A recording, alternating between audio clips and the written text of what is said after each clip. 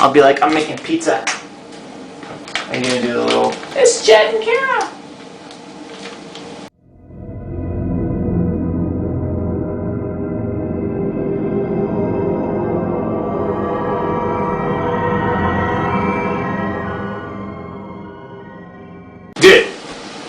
Do it. It's Jed and Cara. Hi. We're making pizza tonight, and we're gonna talk La Fleur. La Fleur. Yes. La Fleur. Fleur. La Fleur. Awesome. Sawyer. Fun. We saw a giant statue at the start. Yeah. Was that cool or was that cool? It was cool. What was the statue of? I know what this is. I did some reading today. The statue is of an Egyptian god of something that had 4 toes, and it, you know... Oh, because we already saw that earlier. Right. 4 toes. Back in season 3 when they passed the 4-toed statue. But it's some sort of... See, I should have written down the names. I'll flash them on the bottom. It's this. And it's holding... It's holding this thing called an... This, that it's, both hands are holding these things. That is, remember Paul, the guy who got killed, Amy's husband, Paul? She pulls a necklace off him. Yeah. It's like a cross, but not really. It's it's the Egyptian thing that the statue is holding in both his arms. Oh. Whoa. How'd you find this? It's all up here. We flash forward to like 70s or something. Well, let's see. John's down the well. John turns the wheel, and they flash from seeing the statue finally landing in the 70s. Then the show goes 3 years later, and we see some people in a Dharma station doing a little hootenanny, doing a little dancing together, and they see on a monitor that Horace is out lighting dynamite from his mouth like a cigar and throwing it up and blowing up trees. Did you know who it was Horace? Do you know who Horace is? Okay, yes, so he's the guy who recruited Ben's dad. So then the two guys, they're like, should we call LaFleur? Should we get a hold of LaFleur? And they run off to get LaFleur. They knock on the door, and lo and behold, it's Sawyer. Which you Jim LaFleur said that's who it was going to be before he opened it. But that's just because I know like the structure of the show and how they do reveals now. I think that means you watch too much Lost. That's probably true. Okay, so we're back 3 years before, and they're walking to go meet up with Daniel, and Daniel's freaking out. It's really sad because Charlotte is dead, and she is Gandhi, and what's he saying? He's saying something like, I'm not going to tell her, alluding to I'm not going to tell her to not leave the island, like Charlotte told him some guy did, which turned out to be him. You know what I'm talking about? Right, yep. Yeah. When she was a little girl. Yeah, I thought it was good. I mean, it was just sad and semi-creepy. So Charlotte's body didn't stay with the island, or didn't stay with them. Stayed in the place it Right, was. so dead people don't travel. Bingo. So I had a thought when that happened, right? Here's what I'm thinking. Rose and Bernard. Like I said before, I think they're Adam and Eve in the caves. Oh, you think they're dead? Yeah, I think somebody got injured, life-threatening injury when the flaming arrows happened, and they went to the caves, and one of them just laid down and died with the other one, and so they're Adam and Eve, and that's why their bodies stayed there. I couldn't get my head around why their bodies would stay in that time and grow into bones to be bones in 2005 or 3. Oh, that's so sad. The oven's ready. They pick up Daniel and they start walking again after a little fight with Miles, and and Juliet does a little supporting of Sawyer's decision. She wants Sawyer. Well, I didn't really think she did. She does. Yeah. Well, they walk in and they hear some gunshots, and they run up and they have 2 hostiles pointing a gun at one lady and a Dharma dude who's dead. Yes. And they put a bag over the lady's head. Well, why are they going on a picnic outside the boundaries of the Dharma? Because they're a little too comfortable on the island. Oh, because they have their truce and they're sticking to it? I guess. Oh, okay. I didn't think that made much sense. But they got in trouble, and so Sawyer had to blast them. Well, Juliet blasted one. Right? Actually, I didn't get that. She did kill one.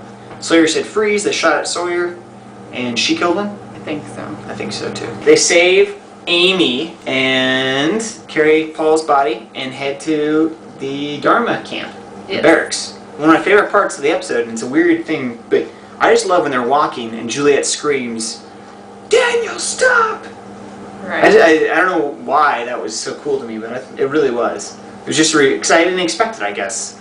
I guess I knew they were going to hit the sonic fence, but it was just great that she screamed it and the whole trickery of the sonic fence. And I liked it because I guess it kind of makes sense as to why Mikhail didn't die when he got thrown into the sonic fence. But I guess you can still die from the sonic fence. They just put it on stun or something.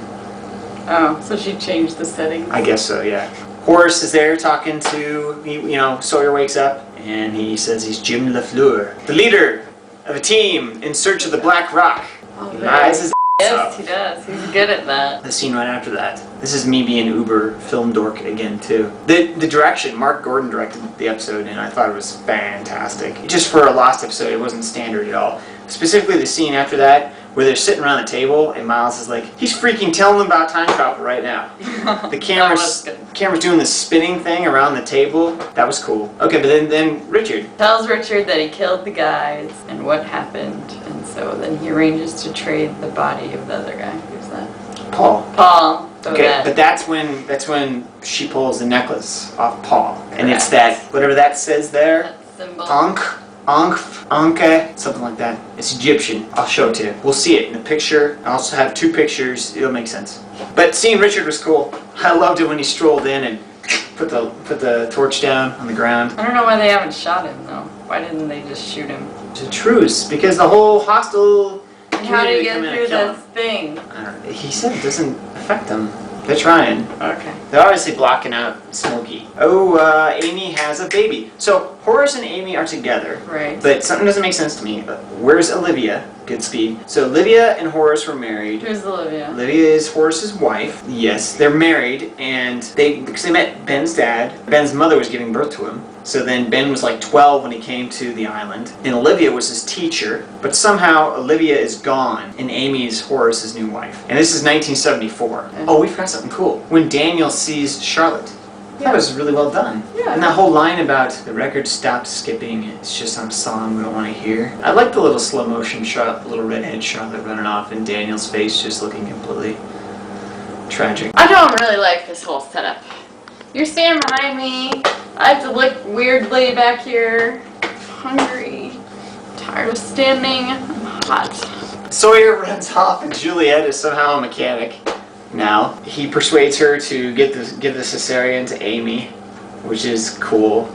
So finally, Juliet gives birth to a child, or helps a child. Delivers a child. Thank you, that's what I want to say. Delivers a child on the island without the mother and the baby dying. Yeah. And it's a boy. It is a boy. It's a, who the crap is that? I don't know. I don't have a clue. We'll find out later, I'm sure. The son of Horace and Amy.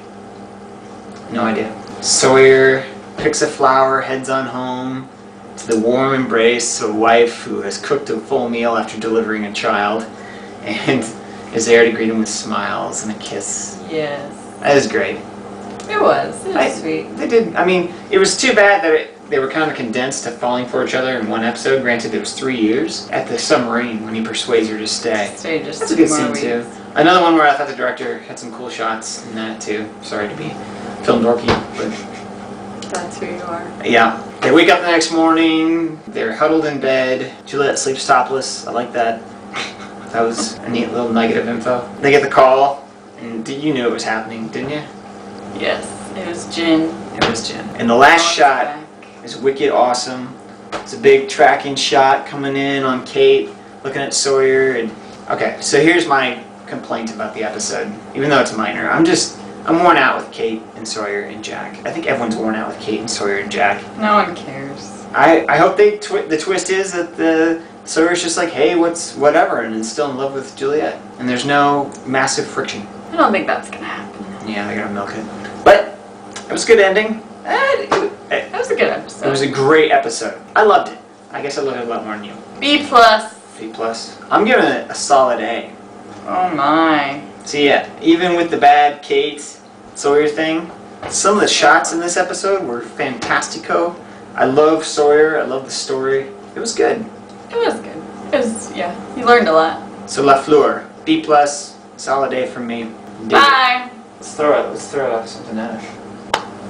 Let's not waste all our veggies on I bet you that one's good.